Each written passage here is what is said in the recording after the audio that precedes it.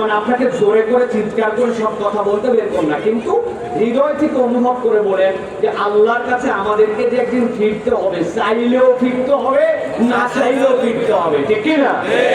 ঠিক। এখন আল্লাহর কাছে যখন বান্দা ওই দিবসে উত্থিত হবে, ওই দিন আল্লাহর সামনে যখন দাঁড়াবে, আল্লাহ রাব্বুল আলামিন এই বান্দাদের হিসাব নিকাশ করবেন। হিসাব নিকাশ করে তারপরে আল্লাহ রাব্বুল আলামিন বান্দাদের ডেস্টিনেশনে পাঠাবেন, বান্দাদেরকে আল্লাহ রাব্বুল আলামিন চূড়ান্ত তার গন্তব্যে প্রেরণ করবেন। এইটার প্রতি আমাদের ঈমান আছে তো ভাই? এইটার প্রতি ঈমান না থাকলে তো আমি মুমিনই না, আমি তো মুসলমানই না। তাহলে আমার এই বিশ্বাসটুকু আছে। আজকে আমরা মূলত যে বিষয়ের কথা শুনবো সেটি হচ্ছে ওই দিবস, যেই দিবসে আল্লাহর কাছে যাওয়ার পরে আমাদেরকে আল্লাহর সামনে হিসাবের মুখোমুখি হতে হবে। আল্লাহ কোরআনুল কারীমের মধ্যে অদ্ভুত ভাবে অনেকগুলা পরিচয় দিয়েছেন, যেই পরিচয়ের মধ্যে আল্লাহ বলছেন যে ওই দিন আমার সামনে আসার পর ওই মানুষদের যখন বিচার করা হবে, বিচার হওয়ার পরে ওরা আল্লাহর কাছে আফসোসে আফসোসে কপাল চাপড়ায়, বুক চাপড়ায়, অস্থির হয়ে কতগুলি কথা বলবে।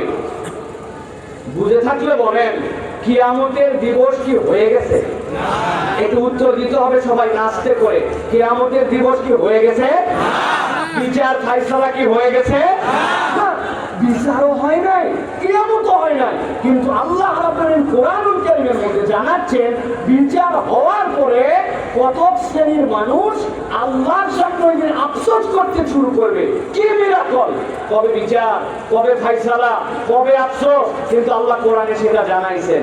মুফাসসিররা ব্যাখ্যা করছেন আল্লাহর নাম হচ্ছে জাতের আল্লাহ, কিন্তু আল্লাহ রাব্বুল আলামিনের সিফাতের অনেকগুলো নাম আছে, কিন্তু আল্লাহর সিফাতের নাম সমূহের মধ্যে থেকে যেই নামটা আর রহমান, ওই নামটাও আল্লাহর জাতের স্থলাভিষিক্ত, এই নামটাও আল্লাহর জাতের মাকাম। সুবহানাল্লাহ।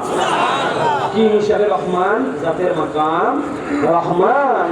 আল্লাহ এই জন্য যে কিয়ামতের ভয়ঙ্কর দিবসে যে বিচার হবে, যে ফায়সালা হবে, ওই দিন বান্দা যে প্রশ্নের কারণে ওই দিন আটকায় যাবে, সেই কথা বলবে, আল্লাহ রাব্বুল আলামিন ওই কথাগুলোকে কোরআনুল কারীমের মধ্যে বিচারের দিবসের আগে, ফায়সালার আগে বান্দার কাছে জানাই দিয়ে রাখছেন, যাতে করে বান্দা পূর্ণ প্রস্তুতি নিয়ে আসতে পারে, একটা বান্দাও যেন জাহান্নামে না যায়। আল্লাহ এই জন্য প্রশ্ন আগে জানাইছেন, এই জন্য আল্লাহ হচ্ছেন রহমান। সুবহানাল্লাহ। প্রিয় ভাইয়েরা, আজকে আমরা মূলত হাসরের দিনে 5 শ্রেণীর মানুষ নির্ধারিত 5টা কারণে আল্লাহর কাছে আফসোস করবে।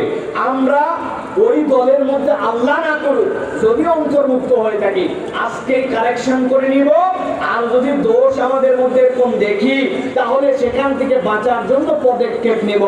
এই রকম হাসরের দিবসে আল্লাহর সামনে বান্দারা যে আফসোস করবে, ওই আফসোসকারীদের কারণ কি হবে আল্লাহ কোরআনে যেটা বলেছেন, এরকম 5টা বিষয় জানবো, শিখবো, আমলের নিয়ত করব, চলে যাব। রাজি আছেন ইনশাআল্লাহ? তাহলে আমরা আজকে কয়টা আফসোসের কারণ শুনবো? একসাথে বলতে হবে কয়টা। হাত দুলা নিচে নামান। আমি যখন বলবো কয়টা, হাত তুলে একসাথে উত্তর দিতে হবে। 5টা। কয়টা? আরেকবার, সব হাত উঠে নাই। কয়টা? কয়টা? মাশাআল্লাহ। অনেকেই চিন্তা করছেন হুজুর হাত তুলে তুলে এগুলো বলানোর কারণ, এটার একটা কারণ আছে।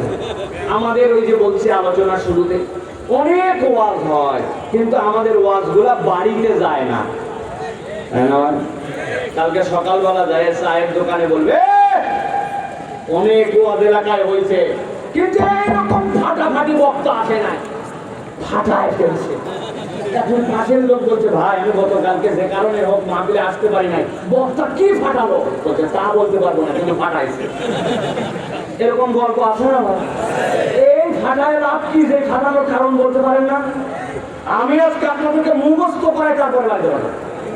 এই জন্য আজকের ওয়াজ বেশি দীর্ঘ হবে না। যদি আপনাদের কাছে আর ঘন্টাখানিক বলি আপনাদের কষ্ট হবে ভাই? হবে, আমি জানি। এত দূর বলবো না ইনশাআল্লাহ।